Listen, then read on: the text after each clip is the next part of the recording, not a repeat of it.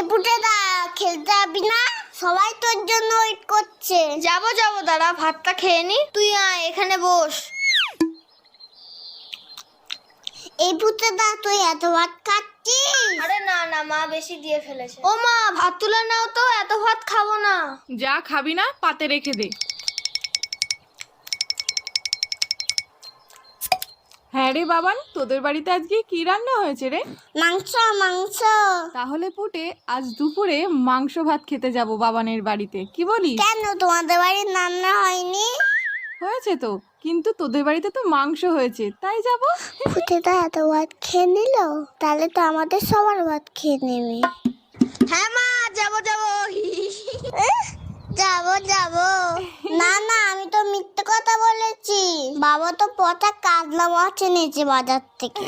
আমি এখন যাই, সবাই আমাকে খুঁজ